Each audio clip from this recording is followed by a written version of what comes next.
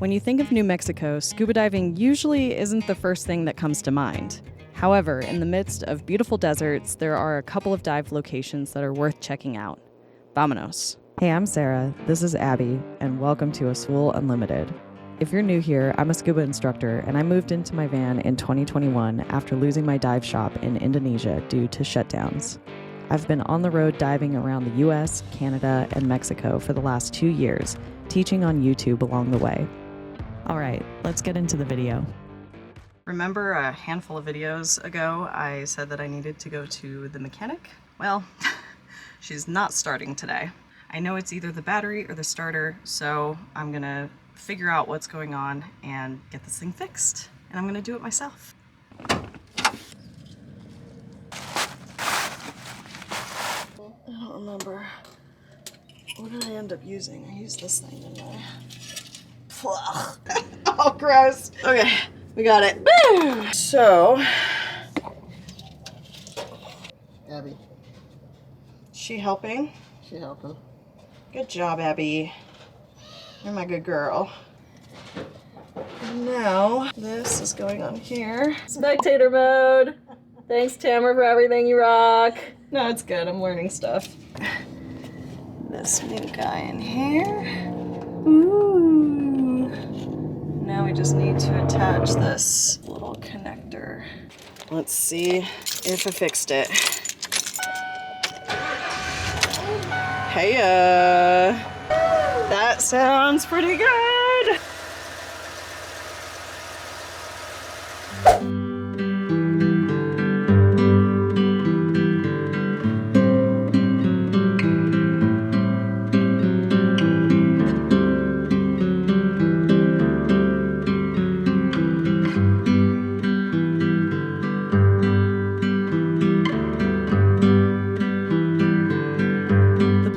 In Santa Rosa is a beautiful bell-shaped dive site.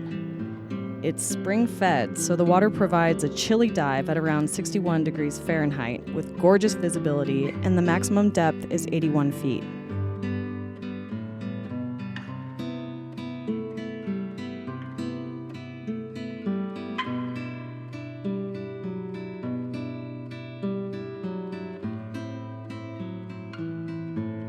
Diving at the Blue Hole is a fun combination of simple freshwater diving and essentially treasure hunting.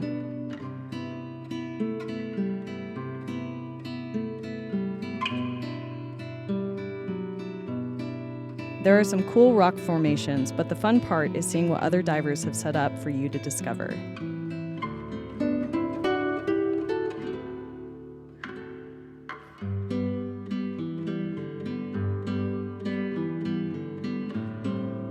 Also, this is a very popular swimming and diving location, so there is a possibility of actual treasure hunting for items that swimmers have lost during their fun at the surface.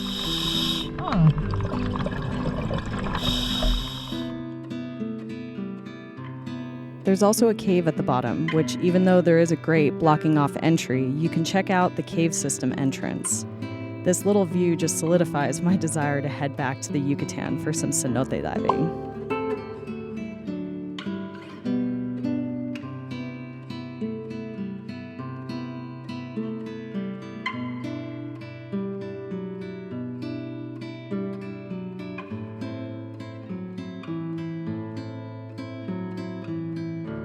Here's the deal with this spot. My wetsuit is a tripod. So it's a fun dive. Logistics about this place, it is very busy. Do not come on the weekend if you're gonna scuba dive because everyone and their mom is here on the weekend. I found out that there were like 60 divers here yesterday, and today there were only 2 of us. So big difference diving on a Monday versus the weekend. There are still a ton of swimmers, so you have to be aware of people like jumping off the rocks and into the water. Not a big deal as long as you do your safety stop away from the jump zone, which is really easy to figure out because it's such a tiny dive site and you don't have to worry about navigation here. It's very simple. Fees are a little steep. It's $25 per diver, but it does last for the week and also includes the other dive sites. So I'm gonna do Perch Lake on the same diving pass, I guess. So there's that. There is also a parking fee on top of it, so for a buddy team it does turn out to be kind of an expensive dive day. It was $50 for 2 divers plus $10 parking. Not terrible, but also like for what it is. I mean, I get it. I'm in New Mexico, so it's like incredible for New Mexico, right? But yeah, just a little bit steep. You do get access to diver bathrooms, so special bathrooms with hot water showers, which is really nice. I think that's it. My plan is to go to Perch Lake, which should have what's in there? A plane, but that all hinders on being able to refill my tanks. I was told that there was someone who would be running a compressor at some point today, and they are not here. So this is the reality of diving in small towns. That's just, you know, the schedule that they work with. So we'll see if I'm able to do that. And the reason why I can't go on my original tanks is because I did the refresher and then a fun dive inside mount. So they've already been used up. So we will see. I'm gonna take you to the shower so you see what it is. I had it all to myself and had a little sing-along in there, so that was great. This bathroom does close when the office closes, so I think that's around 5:30 or something, but there we are.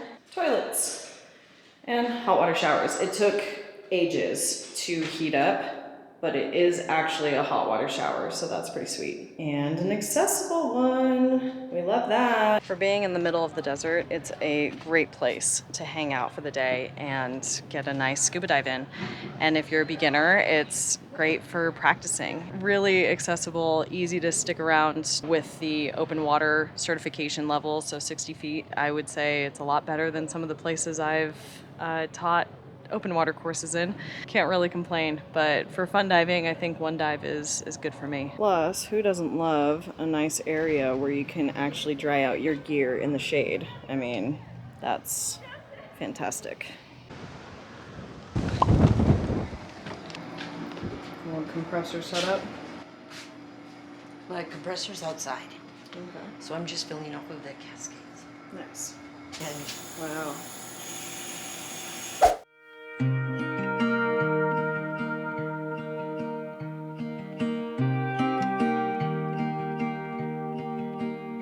I've been diving for so long with crappy gear that I don't know how to take care of the good stuff. Oops.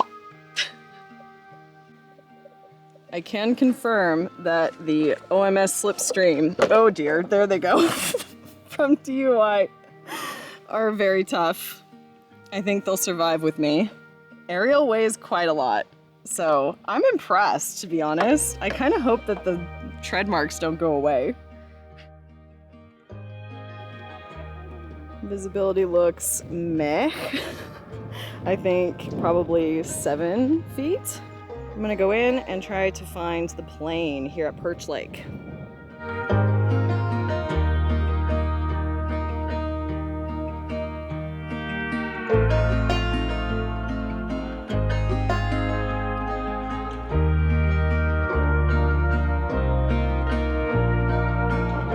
Located only about a mile from the Blue Hole is another shallow dive site that is probably best for more experienced divers, simply because the visibility can be so poor. The main attraction for this lake is wreck diving, where I've been told a small plane sits at around 40 feet of depth. At first it seemed like the dive was going to be your average, moderate visibility lake dive, but then I cruised to the bottom, navigating to the plane. Visibility dropped to a milky 0 feet, and I literally swam right past the plane without seeing it. I surfaced, went to the buoys, and descended down to the wreck, but only spent about 5 minutes swimming around because, honestly, it just wasn't worth it.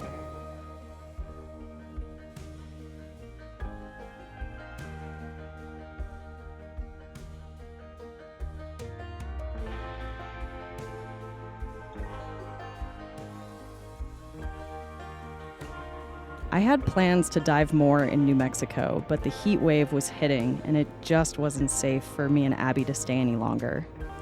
One day I'll head back to explore more, but for now, I'm on to a bucket list place I've been wanting to visit for years.